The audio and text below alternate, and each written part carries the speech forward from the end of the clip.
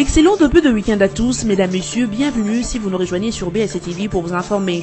À la une de cette édition, la majorité présidentielle rassure de sa stabilité avec ses partenaires, notamment le Palou d'Antoine Gizenga. C'est au cours d'un point de presse tenu jeudi à Kinshasa qu'André Alain Atundu, porte-parole de l'AMP, l'a fait savoir. Il a en outre indiqué que son parti est prêt à affronter les élections à venir, ce dans le but de les gagner à tous les niveaux. Et puis, lutte contre la fièvre hémorragique à virus Ebola en RDC, la Grande-Bretagne octroie au pays de Joseph Kabila une enveloppe de 6,7 millions de dollars américains pour faire face à cette épidémie. Dans le cadre des relations bilatérales entre les deux pays, le Royaume-Uni a aussi dépêché ses experts pour contribuer au suivi de la propagation du virus Ebola. Enfin, le croyant kimbanguiste du monde entier ont célébré ce 25 mai 2018 la Noël qui est selon eux la date de la naissance de Jésus-Christ. C'est Salomon Dialungana Kiangani qui a instauré la célébration de la Noël kimbanguiste chaque 25 mai grâce à ses recherches bibliques. À Kinshasa, cette fête a été célébrée avec faste au centre d'accueil kimbanguiste de Kassavubu. Les porte-paroles de la majorité présidentielle, André Alain Atundu, a affiché la sérénité sur la poursuite des relations avec le parti lumumbiste unifié Palou dans un échange avec la presse le jeudi 24 mai 2018 à Kinshasa. Dans une déclaration de la majorité présidentielle lue par André Alain Atundu, la méga plateforme présidentielle a également assuré sur l'état de la stabilité de ses relations de partenariat avec les partis lumumbistes, parti d'Antoine Gizenga, et sa détermination à œuvrer avec ceux qui ont la passion du Congo pour remporter les élections prévues en cette année 2018 et travailler ensemble pour bâtir un pays modèle. Selon certaines sources, le maintien de cette alliance avec l'AMP mécontente certains cadres au sein du parti lumumbiste. Tel est le cas de l'ancien premier ministre Adolphe Muzito qui pense que l'alliance entre la plateforme présidentielle et son parti n'existe pas et que le Palou devra présenter un candidat à la présidentielle et non accompagner le candidat de l'AMP à ce poste. Selon le porte-parole de l'AMP, ce qui importe aujourd'hui, c'est le respect du calendrier électoral. André Alain Atundu rassure que les relations entre la plateforme présidentielle et les partis lumumbistes sont restées stables. Loi portant financement des partis politiques en République démocratique du Congo, Henri Movasakani invite les différentes formations politiques à se conformer aux critères d'éligibilité. Répondant jeudi 24 mai à la question orale lui adressée par le député Fidel Babala du Mouvement de libération du Congo, MLC, au sujet des financements des partis politiques, Henri Movasakani, vice-premier ministre en charge de l'Intérieur et Sécurité, a invité tous les partis à se conformer aux critères d'éligibilité au financement public prévus dans l'article 3 de la loi numéro 08/005 du 10 juin 2008 portant financement public des partis politiques en République démocratique du Congo. Poursuivant son exposé devant la représentation nationale, le patron de l'Intérieur a affirmé qu'au stade actuel, les conditions ne sont pas réunies pour qu'il y ait effectivité du financement des partis politiques. Aucun parti n'a réuni les conditions prescrites par la loi pour bénéficier de ce financement public du gouvernement congolais, a-t-il expliqué. Rappelons que près de 10 ans après la promulgation de la loi portant financement public des partis politiques, son exécution n'est toujours pas effective. Lutte contre Ebola, le Royaume-Uni promet 5 millions de livres sterling, soit 6,7 millions de dollars américains. Dans un communiqué rendu public le 23 mai dernier, la Grande-Bretagne a annoncé apporter son aide à la République démocratique du Congo dans sa lutte contre la fièvre Ebola. À cet effet, le Royaume-Uni a promis 5 millions de livres sterling, soit 6,7 millions de dollars américains à la RDC. Le Royaume-Uni n'attend pas seulement la prochaine épidémie. Nous œuvrons à améliorer la capacité des pays vulnérables et à risque élevé dans toute l'Afrique à détecter et à lutter contre les épidémies de manière rapide et efficace. Ceci nous mettra tous à l'abri des urgences sanitaires mondiaux, actuelles et futures, a indiqué le ministre britannique des Relations internationales. Le communiqué du gouvernement britannique indique également qu'il y a son personnel qui est sur terrain appuyant le suivi de la fièvre. 3 experts de l'équipe d'intervention rapide de la santé publique du Royaume-Uni, 2 épidémiologistes et un scientifique chargé des collectes de données sont déjà déployés en RDC pour contribuer au suivi de la propagation du virus Ebola, écrit les communiqués. Pour rappel, les États-Unis d'Amérique avaient eux aussi annoncé le 21 mai dernier, à travers leur agence de développement international USAID, une assistance de 7 millions de dollars supplémentaires en RDC, ce pour riposter contre l'épidémie Ebola. De violents affrontements ont opposé depuis jeudi 24 mai 2018 à l'avant-midi les forces armées de la République démocratique du Congo aux présumés rebelles ougandais des ADF sur l'axe Mbao-Kamango dans les territoires de Beni au nord Kivu. Le combat s'est déroulé aux environs des 4 heures. Les FARDC ont intercepté un groupe des présumés ADF au point kilométrique 36 et 40 de l'axe routier Mbao-Kamango. 10 de ces assaillants ont été tués, 9 armes de type AK-47 et 2 armes lourdes PKM récupérées par l'armée du Grand Nord pendant les combats. L'armée précise toutefois que le bilan pourrait évoluer dans les heures qui suivent. Et jusqu'en début d'après-midi, elle a continué les opérations de ratissage. La MONUSCO appelle à des actions militaires conjointes avec les forces de l'ordre congolaises contre les rebelles ougandais ADF afin de prévenir le massacre des civils à Beni dans le nord Kivu.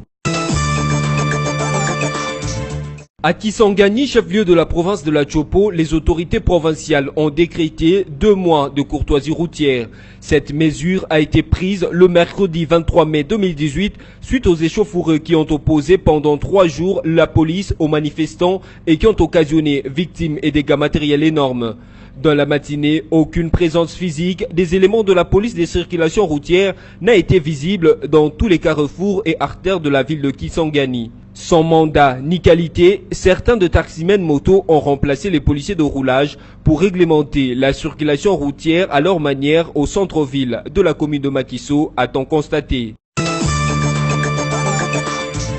À Busan, en Corée du Sud, où il prend part à la 53e réunion annuelle de la Banque africaine de développement BAD, Henri Yavmoulong, ministre congolais des Finances, vient d'obtenir l'engagement de cette institution d'accompagner le projet Grand Ingam. Au cours d'un tête-à-tête jeudi 24 mai avec le Dr Adesina, président de la BAD, celui-ci a assuré à l'argentier de la RDC l'engagement de son institution à accompagner la RDC dans la matérialisation de cet ambitieux projet dont le coût passe désormais de 12 à 15 milliards de dollars américains, ont indiqué le service de communication du ministère congolais des Finances. Le même source indique qu'au cours de leurs échanges, les 2 personnalités ont passé en revue le portefeuille de projets financés par la BAD en RDC. Il a même été envisagé d'explorer voies et moyens de revoir à la hausse les financements de 10 projets. Cependant, évalué à 1,3 milliard de dollars américains, ce portefeuille s'étend sur 34 opérations, dont 24 projets nationaux et 10 projets régionaux. Ainsi, 75% du montant est affecté au secteur des infrastructures, notamment l'énergie et le transport, 13% à l'agriculture et 8% à la gouvernance ou aux finances publiques, affirme-t-on encore. Signalons également qu'à la fin de travaux, la capacité installée sera de 10 MW, une production énergétique qui servira aux besoins domestiques et qui va satisfaire aux besoins de l'industrie minière de la République démocratique du Congo.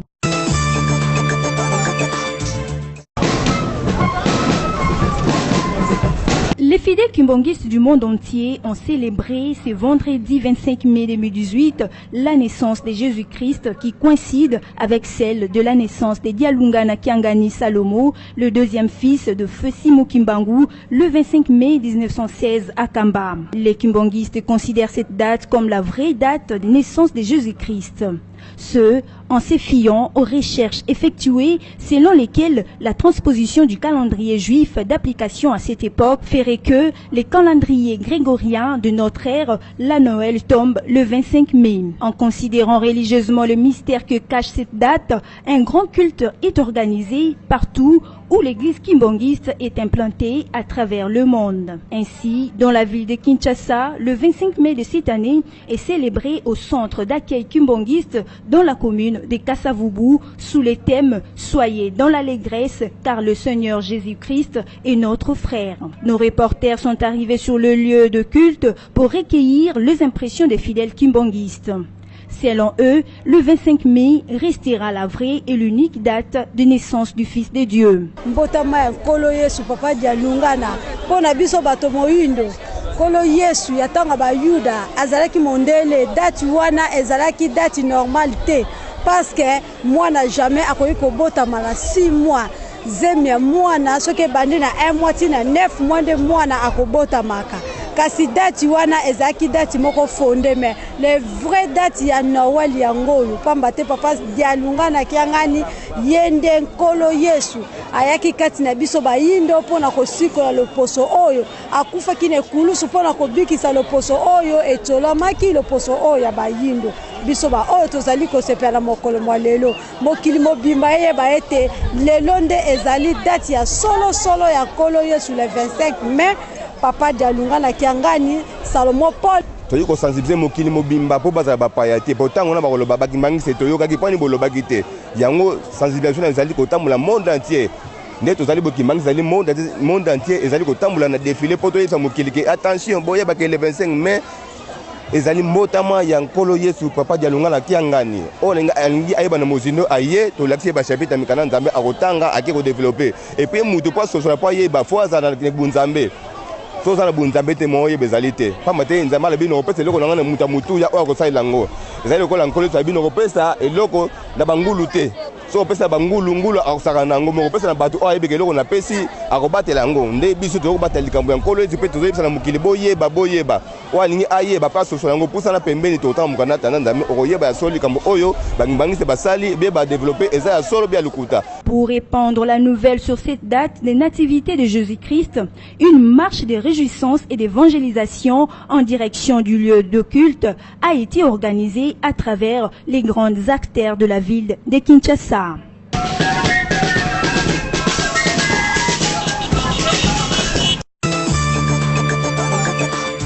Mesdames, Messieurs, l'essentiel de titre si vous nous avez pris à court de diffusion. La majorité présidentielle rassure de sa stabilité avec ses partenaires, notamment le Palou d'Antoine Gizenga. C'est au cours d'un point de presse tenu jeudi à Kinshasa qu'André Alain Atundu, porte-parole de l'AMP, l'a fait savoir. Il a en outre indiqué que son parti est prêt à affronter les élections à venir, ce dans le but de les gagner à tous les niveaux. Et puis, lutte contre la fièvre hémorragique à virus Ebola en RDC, la Grande-Bretagne octroie au pays de Joseph Kabila une enveloppe de 6,7 millions de dollars américains pour faire face à cette épidémie. Dans le cadre des relations bilatérales entre les deux pays, le Royaume-Uni a aussi dépêché ses experts pour contribuer au suivi de la propagation du virus Ebola. Enfin, le croyant kimbanguiste du monde entier ont célébré ce 25 mai 2018 la Noël qui est selon eux la date de la naissance de Jésus-Christ. C'est Salomon Dialunga na Kiangani qui a instauré la célébration de la Noël kimbanguiste chaque 25 mai grâce à ses recherches bibliques. À Kinshasa, cette fête a été célébrée avec faste au centre d'accueil kimbanguiste de Kasavubu. Fin de cette session d'information. Merci de l'avoir suivi. Restez branchés sur les antennes de BSC Télévision.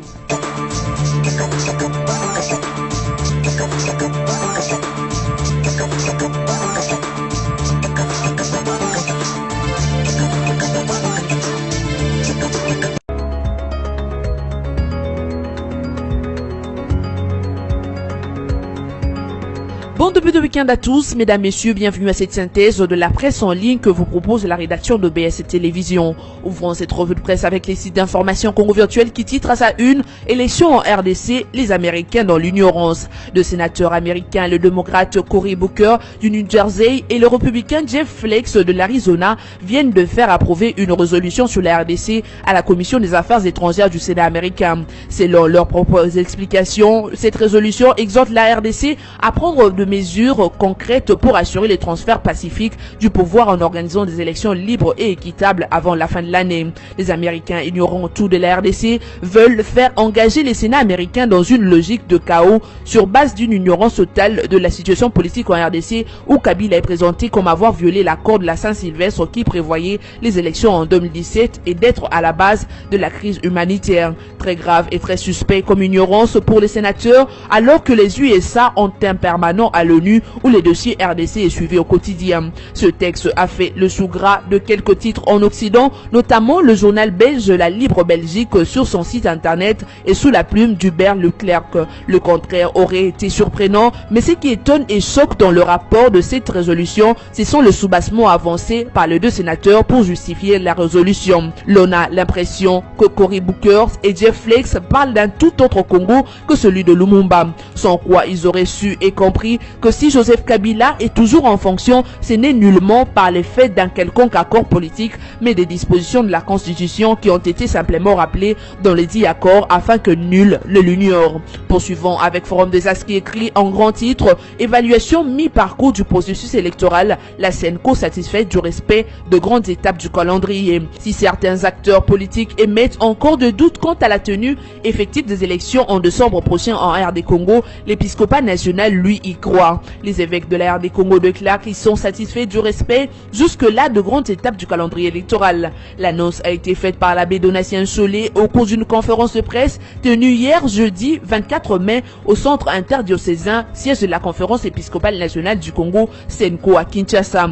Les évêques congolais désapprouvent en outre le silence radio quant à la décision prise par les signataires de l'accord de la Saint-Sylvestre de désigner de nouveaux membres du Conseil supérieur de l'audiovisuel et de la communication. En ce qui concerne l'utilisation de l'imprimante à voter, là aussi, les princes de l'église catholique en RD Congo restent sceptiques. Par la bouche de son CG, la Senco estime que la controverse autour de cet outil informatique est un mauvais augure. Compte tenu de la persistance de la polémique, les évêques souhaitent ardemment que le travail de certification de la dite machine, prévu avec l'appui de la Grande-Bretagne, puisse arriver à terme avant la fin du mois de juillet prochain. Ce, de manière à permettre à la Commission électorale nationale indépendante tenue d'être en mesure d'imprimer les bulletins de vote en cas de rejet éventuel de la machine à voter. Bouclons cette revue de presse avec les sites de la radio onusienne radiocapi.net qui rapporte Tiopo, le Conseil de sécurité décrète 2 mois de courtoisie routière à Kisangani. Les autorités provinciales ont décrété 60 jours de courtoisie routière à Kisangani dans la province de la Tiopo. La mesure a été prise le mercredi 23 mai à la suite des échauffourées qui ont opposé pendant 3 jours la police aux manifestants, occasionnant de victimes et des dégâts matériels énormes ont été enregistrés. Dans la matinée, aucune présence physique des éléments de la police de circulation routière n'a été visible dans tous les carrefours et autres grandes artères de la ville. Sans mandat, certains taximens motos s'y sont substitués aux policiers de roulage pour réglementer la circulation à leur manière au centre-ville dans la commune de Makiso, pouvait-on constater. Cette revue de presse est terminée. Merci de l'avoir suivi. Restez branchés sur le programme de BSC Télévision, votre chaîne.